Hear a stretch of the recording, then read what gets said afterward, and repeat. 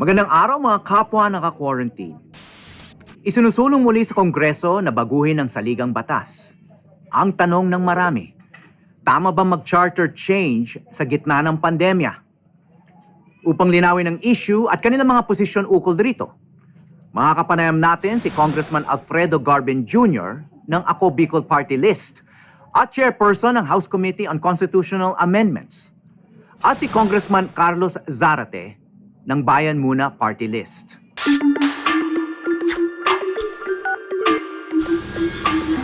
Kasama natin ngayon ang isa sa mga kongresistang nagsusulong ng charter change at chair din siya ng House Committee on Constitutional Amendments, si Congressman Alfredo Garbin ng AKO BICOL Party List. Magandang araw sa inyo, Congressman. Magandang umaga po, Howie, at sa lahat ng inyong kasamahan, sa lahat ng nagsusubaybay, nanonood ng inyong programa. So, Congressman Garbin, ang unang pumapasok sa isipan ng mga tao, bakit ngayon? Nasa gitna tayo ng pandemya, matinding krisis, bakit kailangan baguhin ang Saligang Batas ngayon? To tell the people that this is not the right time is not correct. In fact, sa akin is, it is always the right time to do the right thing. Walang pinipiling panahon ang gumawa ng tama. And this has been pending in Congress since the 13th Congress. We have a 33-year-old constitution that we think the said provision is no longer responsive to the present economic conditions. And therefore, this is the right time to push for this meaningful constitutional reform by lifting the said economic provisions of the Constitution, the restrictive economic provisions of the Constitution. Sabi niyo right time, no? But actually may choices naman yung Congress, no, kung kailan baguhin yung Saligang Batas. I mean, you had the previous years of this administration. Yun nga, nalalapit na yung eleksyon eh. That's why hindi maiwasan yung mga tanong na kung ano talaga yung motibo ng mga congressman, no? Well, that's a good observation, Howie. But to tell you that this is a continuation of the previous proceedings of the Committee on Constitutional Amendments.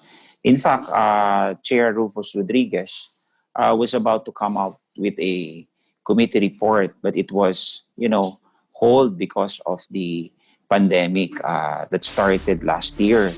As early as March or April, he already manifested to the leadership by then Speaker Cayetano, but he was told that to hold it because of the pandemic. And the reason why we're pursuing it today is because this is also a pandemic response brought about by the problems to our economy.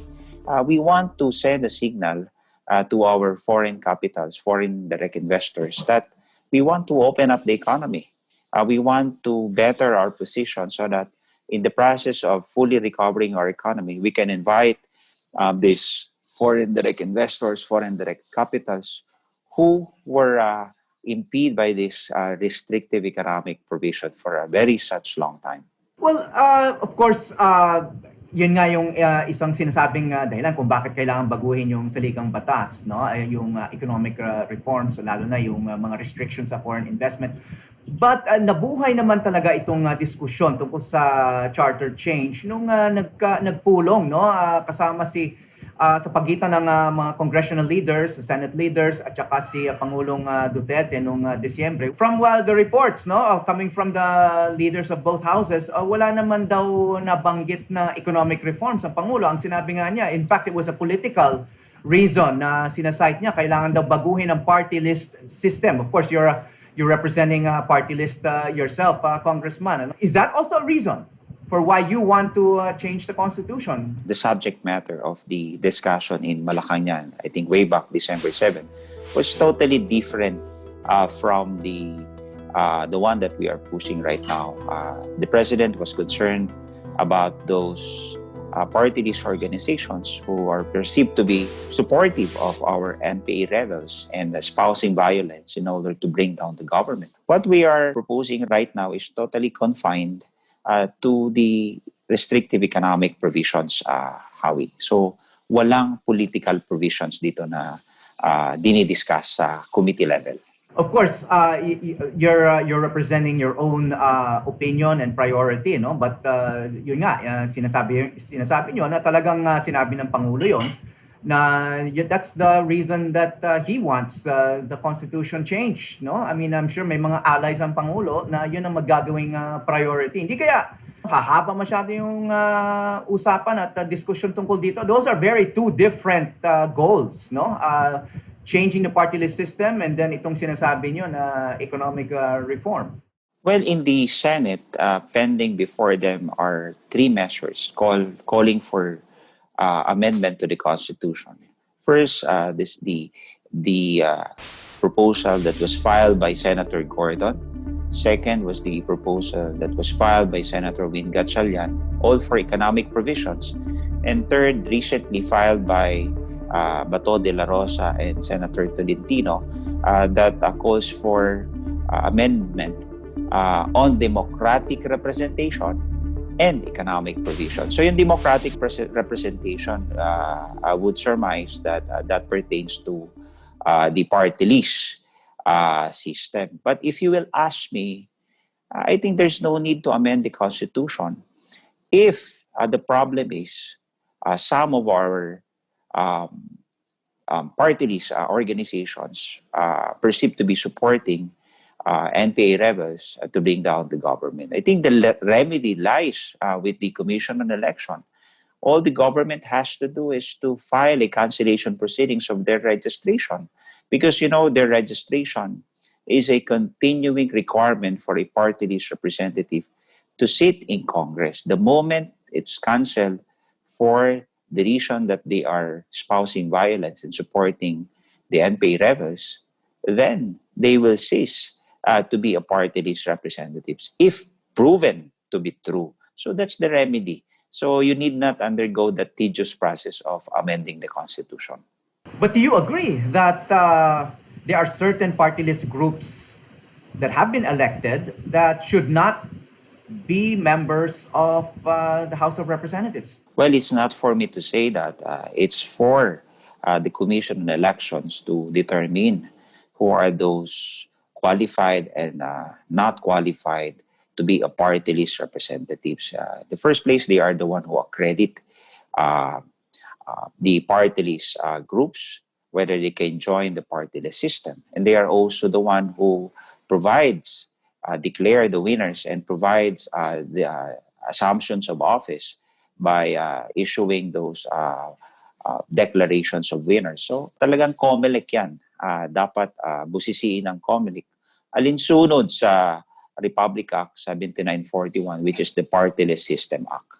Okay, so ang inyo ay economic yung justification and goals ng pagbabago ng ating Saligang Batas. What specifically do you want changed in the Constitution?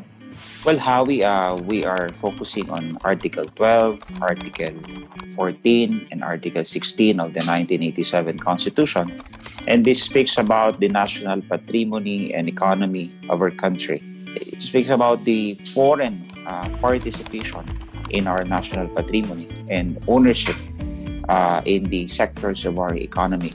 Now, the proposal is just to insert the phrase unless otherwise provided by law, meaning if that proposal is approved by Congress and ratified by the Filipino people in a plebiscite called for that purpose, Congress will have a leeway and its flexibility to enact legislations that are responsive to the present economic conditions or technological conditions. So ito lang yung hinihingi ng Kongreso, just to relax and lift the said restrictions so that Congress, by law, will be able to crop up legislations that will be responsive to now economic trends. So Congressman, nasa gitna nga tayo ng pandemya, no? Hindi kaya magiging distracting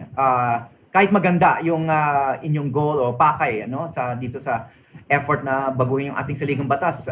We have a huge vaccination program na kailangan itatag ng gobyerno. We're in the middle of an economic crisis, ang daming unemployment, etc. No? I mean, yun nga, back to my original question, why now? Why not in the next administration na lang when you have more of a luxury of time? Well, Howie, when you speak about the timing, I always say that it is always the right time to do the right thing. And when you speak about COVID raise funds, sa tingin ko naman, hindi naman nagkulang ang kongreso. Ano? I talk about Bayanihan 1, Bayanihan 2, which Congress were able to pass it on time and immediately respond to the pandemic. Talk about the budget, the 2021 budget, which was passed by Congress on time and signed by the President into law. That budget contains, we call it the pandemic budget, that contains a more robust response to this pandemic. In fact, we have authorized, that's the budget authorization for the executive to buy, procure the necessary vaccines in order to address this pandemic. Hindi naman tayo nagkukulang. Just so happened, Howie, that my committee, its primary jurisdiction, is to push for those meaningful constitutional reforms that will protect the interests of the country and bring about benefits to the Filipino people. That's the primary jurisdiction of my committee. You talk about the Committee on Health, Committee on Appropriations, Committee on Ways and Means, the Committee on Public Order and Safety. They will not stop doing their job, taking into consideration those pending measures before their committee in order to address the present situation. And when you speak about helping the economy recover, this is really a pandemic solution. We're not saying that this is the ultimate solution, but it will be contributory because we want to better our position. We want to send the right signal to the international business community that we are opening up the country by lifting this restriction in the economic provisions. And at the same time, if ever they will invest here in our country, it will bring about more opportunities to our countrymen by providing employment opportunities, the collections of more taxes that will, used by our government in pushing for our national development. May mga skeptical observers na nagsasabi na this is also the right time to try to extend term limits or even change the law or the constitutional restrictions on term limits. How will you naman dispel the suspicions na yun talaga yung tunay na motibo rito? In my committee, term extension, political provisions are not being discussed. The discussion, the debate will be confined solely on the restrictive economic provisions. Of course, Congressman, you're speaking for your committee, no? Understandably, no? Pero nabanggit nyo na rin na may resolution yung dalawang senador na ang gustong pag-usapan na dito sa pagbabago ng Saligang Batas yung democratic representation, which is a political goal, no? Which is different, very different from what you just mentioned about what you want your committee to do. Of course, you cannot pass any constitutional amendments without the participation of the Senate. So, hindi kaya, sobrang marami kayong masyadong pag-uusapan na even the economic reforms will probably be an extended debate. Ay papasukin pa ng democratic representation, which can mean almost anything politically, no? From the party list system to term limits to God knows what else. You foresee that problem, don't you? Well, those things are really within the sphere of the Senate, and I cannot speak for them. Let them discuss it in the way that they want to propose amendment to the Constitution. And yung taong bayan naman in the final analysis, sila na naman yung magraratifika nito. You know how we, as I have said in the process, we really want to develop public trust and public confidence because ang tunay naman na pagmamay-ari ng Saligang Batas ay ang taong bayan. In fact, in the Constitution, they have the power of ratification. Any proposed amendment to the Constitution must be ratified in a plebiscite called for that purpose because sovereignty resides in them and all government authorities emanates from them. Can you not accomplish your goal in terms of economic reforms through the normal process of legislation? Why attempt this method, which is, very contentious, controversial, yun nga, nag-arouse ng kung ano ng suspicion. Why don't you just try to accomplish the same goals through legislation? Hindi ba kaya? Well, there are some economic policies that can be attained through the normal legislations. But this one speaks of the provisions of the Constitution. The restriction is in place with our 33-year-old Constitution. And the only remedy is really to amend the Constitution so it can be lifted and give Congress the flexibility and the leeway to enact legislations to be responsive to the present economic conditions. So people are saying there's not much time to do what you want. Well, ako naniniwala na ito'y kaya natin ipasa ngayong kongresong ito. With regards to the timeline, we have from January to December to discuss and debate this in the plenary. In fact, Howie, lahat ng argumento at debate ay nasabi na at nagawa na dito because as I've said, as early as 13 Congress, pending na tong proposal na to. Every time it is being proposed in the House, in the plenary, palaging nahahaluan ng politika. And that's why this time, we want to develop the public trust in the process of proposing amendment to the Constitution. It is only when it's being supported by the public that we can, gain traction and realize this dream of lifting this economic provision, restrictive economic provisions of the Constitution. Alam niyo po, yung timeline is January to December. And when you speak about holding the plebiscite, ang sabi ni Speaker Velasco is that isabay na natin sa 2022 national election para makatipid na ang gobyerno. So it will be more economical and more practical for our country. How would you say that there's term extension na yung plebiscito nga isasama sa national election? So gusto sabihin, may election, walang term extension. But I'm wondering, Congressman, how successful you will be. The president does not seem to share the same priority in terms of changing the Constitution. Sinabi nga ng Pangulo, he was in favor of constitutional change primarily to change the party list system to protect it from, quote-unquote, groups calling for the fall of government. I mean, the head of the ruling coalition. So, yun nga he has political goals. Kayo mismo, yung committee nyo has economic goals. I'm just wondering how effective you're going to be kung may ganyang klaseng rhetoric and ganyang klaseng call, on the part of a very popular president. Well, to borrow the statement of the spokesperson, ang sinasabi ng spokesperson ng presidente ay the power to propose amendment to the Constitution belongs to Congress. It's not the business of the president. So, yun naman ang kanyang sinasabi. And just recently, the head of the economic team of the president manifested its support.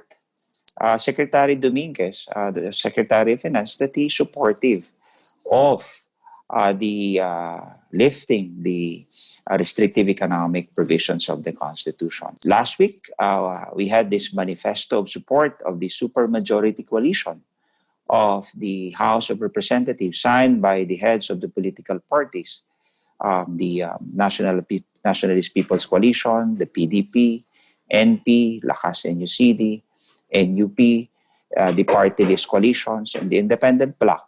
So what does it say? It has an overwhelming support in the House of Representatives. So in terms of getting this through and passing this in the House of Representatives, maipapasa po natin ito sa House of Representatives. And I hope that Senate will actively participate in this process. Sana naman kasi the clamor of its, the consensus of its desirability is there. The business groups, our top economists, international chambers, they are one in saying that the more we have this restrictive economy, the more that we tend to get less FDIs and flow of foreign capital. Napapag-iwanan na po tayo ng Vietnam, Thailand, Indonesia, Malaysia, of course, Singapore. Baka humaungusad pa tayo ng Cambodia at Myanmar. Sana hindi naman ho ganon. Anong as tingin yung mga economic sectors yung pinaka makikinabang kung matuloy nga itong charter change, no? What can the public look forward to in terms of actual changes sa economy? Well, public utilities. You speak of public utilities. There's telecommunications, transportation, also the supply of water. There is also the participations of foreign equity in the exploitation of our natural resources. And of course, nandyan din yung usapin sa mass media, sa educations, sa advertising. And the most emotional is ownership of land, na talagang ito ang sometimes nakasentro ang debate dun sa pagmamayari ng lupa. Would you support 100% foreign ownership of land in the Philippines? Well, I cannot give you a categorical answer right now because I myself, pinag-aaralan ko pa talaga getting all the empirical data basis provided by our experts. Some are saying that you need not own land. All you have to do is provide them with a long-term lease so that they can recoup their investment over time. One economic scientist, Dr. Fabella, also said, those who can flower it should own it. So those are the things that you have to consider. But, we need to also to consider the experiences of some other countries when it comes to letting foreign investors, foreigners owning land, and their practices and experiences when it comes to that issue. So, sa ngayon po, premature pa. Dahil nga sa pandemya, no, nasa gitna tayo ng global recession. A lot of economies the world over have slowed down. No? So, kung matuloy po itong economic reform sa pamamagitan ng charter change, medyo matagal pa bago natin maramdaman ang mga epekto nito because there's not really that much movement of capital and trade going on right now because of the pandemic. Well, I totally agree with you, Howie. But when you talk about economic policies, it should be anticipatory. Hindi lang yung reactive or ano. We might as well better our positions right now, have a business climate that is open, so that if ever we have this full world economic recovery, ready yung ating ekonomiya. Hindi yung mapapag-iwanan tayo at saka lang tayo kikilos. I want to thank you for your time and clear explanations of your position. Congressman Alfredo Garbin ng AKO BICOL Party List. Chair din siya ng House Committee on Constitutional Amendments. Maraming salamat po sa inyong panahon. Salamat, Howie, and all the time, ang aking opisina ay bukas po para sagutin ang inyong lahat na katanungan. Mga kapwa naka-quarantine, hindi lahat ng kongresista ay sang-ayon sa usapin ng charter change. Ano naman kaya ang dahilan nila? Para ibigay ang kanyang opinion ukol sa bagong charter change initiative o CHACHA, makakasama natin si Representative Carlos Zarate ng Bayan Muna Party List. Magandang araw sa inyo, Congressman Zarate. Magandang araw din sa iyo, Howie, at magandang araw sa ating mga nanonood at nakikinig. No? Isang mapagpalang 2021 sa ating lahat. So bakit hindi kayo sang-ayon dito sa reformang gustong mangyari ng mga ibang charter change proponents? Economic reforms daw ang dahilan ng ibang mga kongresista, mga colleagues nyo sa kongreso. Well, una-una, Howie, gusto ko lang linawin, hindi naman absoluto na ayaw nating gustong susugan o baguhin ang ating Saligang Batas. No? Sa katunayan, kami rin ay may mga gustong baguhin dyan, no? Na gusto nating mas strengthen yung mga social justice and protectionist provisions ng 1987 Constitution. Pero sa nakikita natin, Howie, mula noon hanggang ngayon, itong mga nagtutulak ng pagbabago sa ating Saligang Batas, ang common denominator nila, mas gusto pa nilang gahasain at pagsamantalahan yung ating natitirang national patrimony. At ginagawang dahilan ito para rin sa kanilang mga makikitid, no, na mga political agenda behind this shift, no, or proposal to amend the Constitution. No? So itong pagtatangka ngayon na nagtatago doon sa parang napaka-innocenting phrase, no? Unless otherwise provided by law, it's not actually novel. It has been proposed before. No? In my first term, Howie, in the 16th Congress, andyan na yan. Ano? Even before that, sa panahon ni then Speaker Nograles, no? Andyan na rin yan, pinalutang na rin yan. Tapos napakaraming attempts nila. There was this CONAS, tapos ito ngayon, nilulutang nila yung amendment by legislation. No? Yung papasa lang ng komite, tapos dadalhin sa plenaryo, pagbubutuhan, tapos ipapadala sa Senado, then kung hindi nagkakasundo, magbabaycam, which we said it's unconstitutional.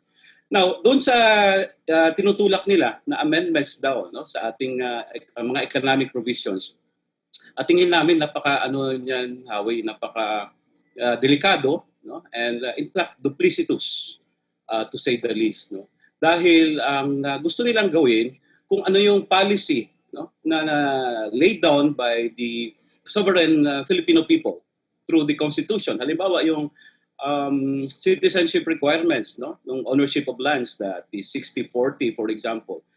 Pag dinugtog mo yung unless otherwise provided by law, darating ang panahon na Howie na ang pagbabago sa ating saligang batas will only be dependent on a few people. No? Ilan sa komite, sa House, simple majority lang yan. Dalhin mo sa plenaryo, simple majority na rin. Tapos dalhin mo sa Senado, ganun din, by a simple majority. Unlike in a Constituent Assembly or a constitutional convention na napakataas ng threshold. Second, kung papayagan natin yan, Howie, ang mangyayari niyan, ang pagbabago sa ating saligang batas, no, especially doon sa mga economic provisions of our Constitution, will be subject to transactional politics. No? Alam naman natin ang galawan sa Kongreso. No? Napakatindi ng lobbying dyan, especially mga economic interest groups. No? So it may happen, and I hope it will not. No? So kung papayagan natin ito, pwedeng, ano bang gusto nyong i-amend rito? So, anong mag-uusap tayo? I-amend natin. Instead na 60-40, gawin na nating 80-20 or worse, gawin na nating 100%. Depende sa napag-uusapan. So, again, you cannot just otherwise the policy clearly laid down by the Constitution, by the sovereign Filipino people, which is to protect our national patrimony. And in fact, napaka-insensitive, callous, no, that you will propose such an amendment, especially that we are now in the midst of a severe crisis aggravated by this COVID-19 pandemic. No? Na dapat doon nakafocus ang energy at lahat ng pag-uusap natin.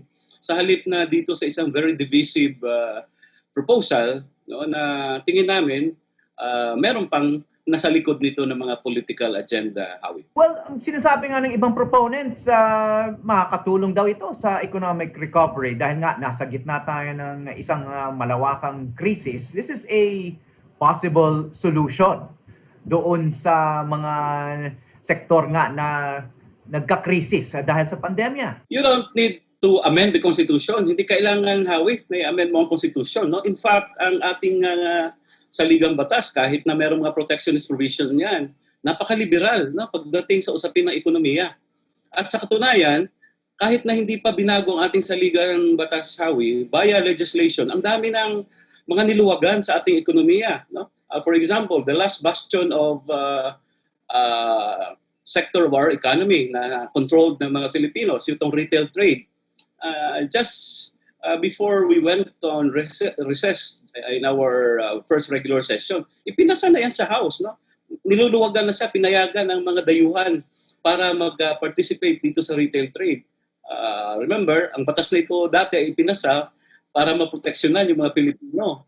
Pero ngayon, talagang kahit na retail trade ay binukas na sa mga dayuhan. No? And what else? Pinasa na rin yung batas, for example, Howie, yung Public Service Act, which redefines ano ang meaning ng public utility. No? Na ngayon, nilimit na lang yung public utility sa kuryente at tubig. All the others are hindi na considered public utility. Telecommunications, transportations, which paves the way sa participation ng mga foreign capital, 100%. Sa katunayan, Howie, since 1991, when we passed the Foreign Investment Act, hindi lang triple, quadruple ang pumasok na FDIs, no, dito sa ating bansa compared to decades before 1991. But ang tanong namin, nakatulong ba ito talaga sa pag-unlad ng bansa despite na pilo-pilo na, no? Napaka ilang beses ng na ulit yung FDI sa atin. Ang tingin namin, Howie, hindi usapin yung pagpasok ng FDIs. Ang usapin talaga sa ating ekonomiya ngayon, ano ba yung prioritization natin? No? Ang prioritizations ba natin, yung investment that will only ravage, only plunder our national patrimony and resources, gaya nung pag-liberalize sa mining, no? Or manatili ba tayong isang ekonomiya na walang sariling industriya, no? Gaya nung nakita natin ngayon dito sa pandemya ng COVID. Ultimo, yung PPEs or even face masks are imported, which sa totoo lang, pwede naman palang gawin dito sa Pilipinas. And ironically, because of this pandemic, Howie, no, ito nababasa natin at nakikita rin naman natin, the other jurisdictions are going to a protectionist regime. Bumabalik sila, pinoproteksyonan nila yung kanilang ekonomiya. Dahil nga very vulnerable pag ganitong sitwasyon na nasa pandemya tayo. Ironically, ang gawin natin sa Pilipinas, mas ibuyang-yang pa natin buksan. No? Sa halip na narinig ko ito sa several committee hearings, house hearings, na dapat strengthen daw ang ating local economy.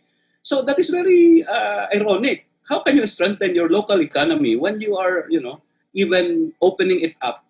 Binubuksan mo doon sa mas grabe pang control ng mga foreign capital. We are not saying na hindi natin kailangan ng foreign direct investments or foreign capital. What we are saying is this is not the solution, no? To amend the Constitution. Pero sabi nyo nga, no, na there are reasons to support charter change. May mga economic reforms din kayong isinusulong, no? Katulad ng ano? Ngayon, wala tayong anti-dynasty law, except perhaps, no, doon sa election ng SK, no, dahil may nilagay na so parang anti-dynasty provision doon. But in general, wala. No? Dahil sinabi kasi sa Constitution na bawal ang dynasty as may be provided by law, as may be defined by law. No? So, there is no clear definition yet what is that anti-dynasty. Doon sa usapin ng agrarian reform. No? Kaya hanggang ngayon, despite several agrarian reform laws, ay hindi pa rin nakakahulagpos, no? Or nag-develop yung ating agrikultura or even ang ating rural economy. Dahil pabalik-balik lang eh. No? There's a statistics that's saying na 8 out of 10 of our farmers hindi pa rin nila hawak yung pag-aari yung lupa na kanilang sinasaka dahil inaward na nga sa kanila, nabenta na naman nila, nagkaroon na naman ulit ng reconcentration of lands. No? Dahil sa amin, ang the real essence sana ng isang key sa agrarian reform is yung free distribution of land. Well, sinabi nyo nga, maaring yun nga, ginagawang dahilan lang itong economic reforms para baguhin yung Saligang Batas, pero maaring may political goals din yan. No? And the President himself, medyo transparent naman dun sa kanyang mga hangarin dyan sa pagbabago ng Saligang Batas. No? He told congressional leaders dun sa isang pulong nung Disyembre na gusto rin niyang baguhin yung party list system via charter change, and then ang tinutukoy niya yung party list ninyo mismo, no? Kumbaga, ang gusto niyang targetin yung mga groups calling for the fall of the government. Medyo hindi naman misteryo kung sino yung tinutukoy niya. Anong reaction niyo doon, Congressman? Ito pa, ulit-ulit namin sinasabi, pumapasok kami sa parlamentaryo para magtulak ng mga reforma. At kahit na pilipilit nila kaming iniugnay doon sa underground movement, sinasabi namin na hindi kami kabahagi, no? At hindi kami miyembro ng underground movement. No? Kaya nga andito kami sa parlamentaryo dahil ito yung gusto naming tahakin na pagtutulak ng advokasya. No? Ginagawa nilang smokescreen, itong red tagging and terrorist tagging, para doon sa real agenda nila, why nilulutang ulit itong Chacha Howie. No? Remember, hindi naman ito nawala talaga sa baraha ng present administration. No? At one time or another, during the term of the president, kung hindi nilulutang itong Chacha, nilulutang yung RevGov, no? At iba pa mga political na mga scheme. And kagaya rin ito ng mga ilang administrasyon sa nakaraan, gustong ituloy-tuloy, no? Yung control, no? And influence sa kapangyarihan sa pamamahala, no, beyond their term, no, in this case beyond 2022. At malinaw 'yan sa mga nakikita namin, no, at dahil may several attempts na in the past, no. So to make it palatable, no, kahit na meron pang mga assurances, Howie, no, ang House leadership na ako hindi na i-entertain yung political amendments na yan, purely economic ito, hindi mo pwedeng pigilan. No? Once na nagbukas na ang Constituent Assembly, no, and I hope they will not pursue it, but once na magkakaroon na, no, matutuloy-tuloy itong Constituent Assembly, hindi mo pwedeng pigilan, no, ang isang miyembro ng Kamara or maging miyembro ng Senado. And even now, nung magsimula ng hearing ng komite, ay meron ng mga grupo na nagsasabi gusto namin isama ito. For example, ang League of Local Chief Executives, no? They are saying na may gusto rin silang proposal na isama doon sa mga amendments, no? To make it part of the Constitution daw yung bagong naging desisyon sa Mandanas ruling, which gives a bigger share to the LGUs pagdating doon sa taxes. In fact, before Congressman Rufus Rodriguez was promoted, no, siya dati ang chair ng Committee on Constitutional Amendment, there was already a draft resolution, no, a committee resolution, which contains not only itong political, economic amendments, but even political amendments like yung term limits, no, and pagpapahaba pa nung termino ng mga elected officials from 3 years na gawing 4 or 5 years. Ang tingin ko, kabahagi talaga yan to make it palatable to the other stakeholders. For example, sino ba ang mga kampanya para dito? Di yung mga elected officials. Kung may mga political amendments, di added yun sa kanila, incentive, no? Bakit sila makampanya ng amendment sa Constitution kung wala naman silang mapapala? The bigger political agenda there is yung ma-extend, no, yung hold to power, influence ng present administration beyond 2022. You're representing a prominent party list group and coalition. Ano ba yung scenario na nakikita nyo? How can they change the Constitution para mawala kayo sa eksena without affecting, of course, the other party list groups na hindi naman ganun ka-controversial? Or is the goal para buwagin talaga yung sistema para wala ng party list group sa Kongreso? Kung yun ang real agenda, Howie, I think it will certainly fail ngayon. No?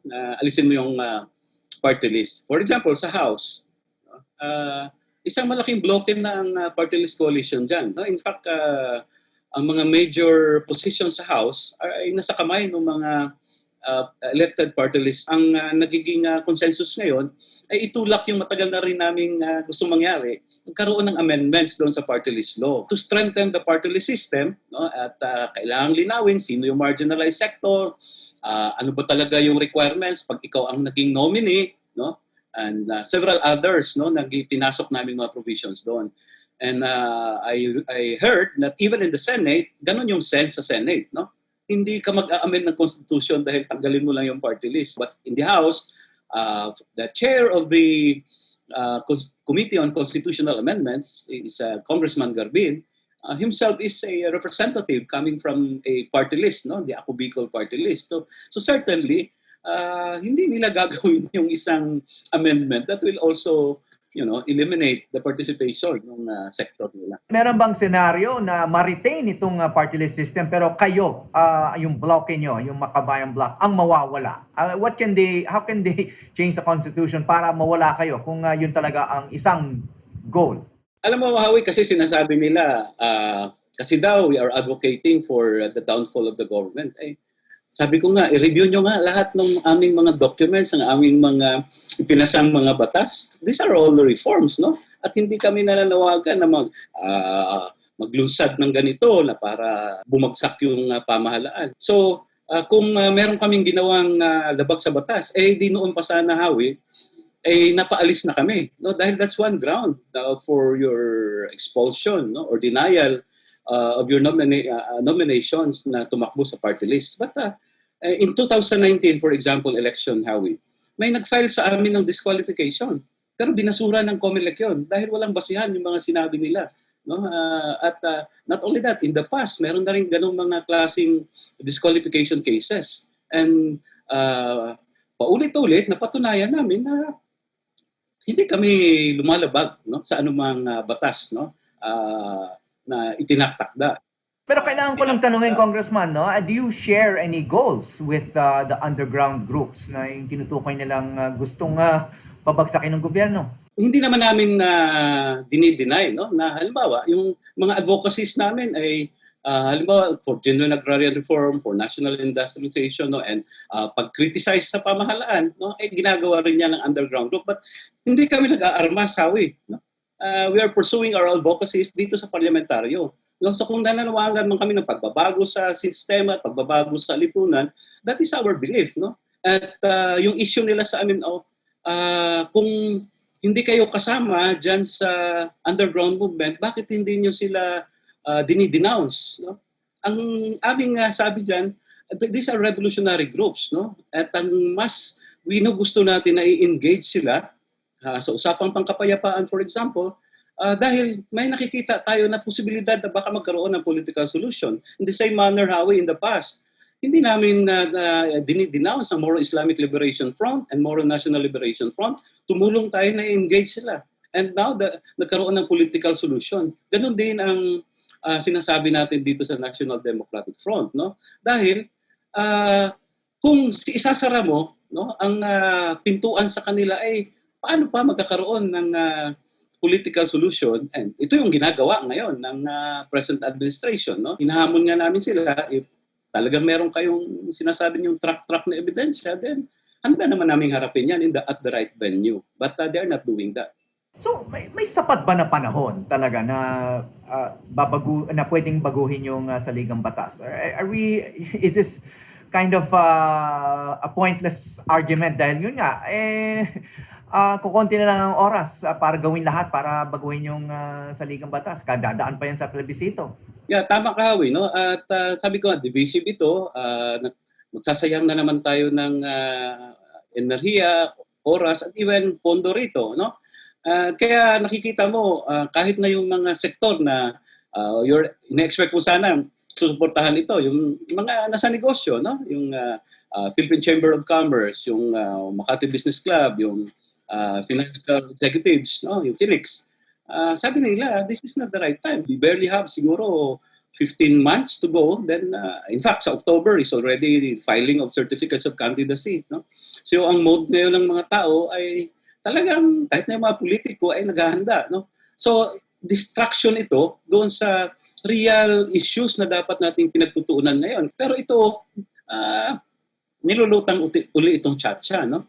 Gusto nilang sumayaw na tayo ng tsa-tsa. Sabi ko, hindi pa nga natin nabugi itong pandemya ng COVID, bakit kailangan ng distraction, no? Hindi rin pwedeng sabihin natin na hayaan na lang natin dahil wala ng panahon. Dahil if you look at how this administration, no, paano niraratsada yung mga ibang mga usapin, for example, the passage of the anti-terror law, niratsada ang pagpasa niyan, ay kung magluluwag tayo, no, we will lower our ground, no, ay pwede tayong malusutan, no? At siyempre meron din silang mga timeline nila, and kailangan ngayon pa lang hinihikayat namin yung mga grupo, no, na hindi pumapayag sa usaping ito ng tsa-tsa na talaga magsalita na at magpalabas ng kanilang mga statements. Pero may senaryo na kaya naman talagang baguhin yung Saligang Batas. There is time to do it kung talagang gugustuhin nila. Kasi Howie, no, they can take advantage really of the extraordinary situation now, no, na nasa pandemya tayo ng COVID, no. For example, ang dami nilang ginagawa, no, dahil hindi ka basta-basta makalabas, hindi ka unlike before, no. Ang lalaki ng mga anti-tsa-tsa rallies noon, and I think isang dahilan kaya talaga napigilan, no. But siyempre, sa panahon ngayon kailangan maging creative na rin lahat, no. Para ipakita natin ang ating paglaban dito sa tangkang tsa-tsa na ito, no? Kasi kung gugustuhin talaga nila, ay pwede nilang gawin ang lahat na pwede nilang gawin. Napakarami nilang resources, no? and they can do things na hindi mo ini-expect. So, kailangan talagang maging vigilant ang ating mga mamamayan dahil habang hindi pa dumating yung takdang panahon na tapos na ang termino ng kasalukuyang administrasyon, ay they can, a lot of things are possible, Howie. Well, sabi niyo nga, dapat ang priority ng pamahalaan yung pandemya. No? Ano bang hindi magagawa ukol sa pandemya kung itutuloy nga itong charter change? Ano bang magiging distraction talaga? Marami kasing restrictions, no? And in fact, kahit halimbawa sa Kamara na lang, no? Ilan lang yung nasa plenaryo talaga na uma-attend ng mga debate dahil virtual na, no? So, meron talaga adjustment kahit doon sa pangangampanya mo. Halimbawa, kailang labanan itong bill na ito, no? Lobbying. So, they can take advantage of all these things, no? At syempre, doon nga sa pagpakita ng malakas na pagtutol nito, yung pag-organisa mo, pagmulat doon sa mga mamamayan, and para maipakita ito, magpakita ka ng malaking mga pagkilos, na lilimitahan yun ngayon. No? In the past, no, naging creative naman tayo para mapagtagumpayan natin itong mga ganitong limitations. And ang mahalaga ngayon, nagpapalawak yung mga grupo, no? At naglalabas ng mga statements ang maraming grupo na ayaw nila itong nangyayaring tangkaan na naman ng pagbabago sa ating saligang batas, no? And I hope magkakaroon ng very broad, no, na opposition tungkol dito, Howie. So kung pandemya ang priority at hindi charter change, anong papel ng kongreso? Ano ba dapat ang gawin ng kongreso ngayon para tugunan ng pandemya? Well, kapapasa lang ng budget, ano? Pero marami pang mga pending na mga bills, Howie. Alam mo, wala pa pala tayong batas, no? Na magbibigay ng compensation, for example, dito sa magpapabakuna na. Dahil nasa yung authority or emergency use authority ay hindi naman magiging liable dyan ang mga manufacturers pag may nangyari, halimbawa, doon sa nagpabakuna under that setup.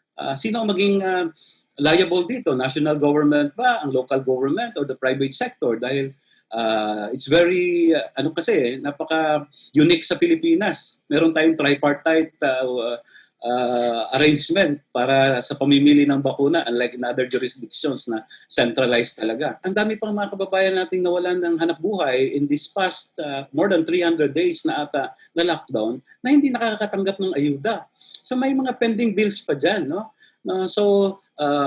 Na related to economic stimulus na kailangan ito yung atupagin ng kongreso.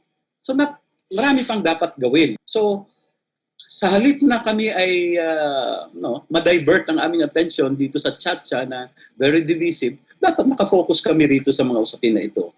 Na paano ba makabangon ng ating mga mamamayan, paano makabangon ng ating ekonomiya, at paano natin mapagtagumpayan itong present crisis na hinarap natin. Maraming salamat sa inyong panahon, Representative Carlos Zarate ng Bayan Muna Party List. Salamat. Sa serbisyo publiko, may tinatawag na conflict of interest.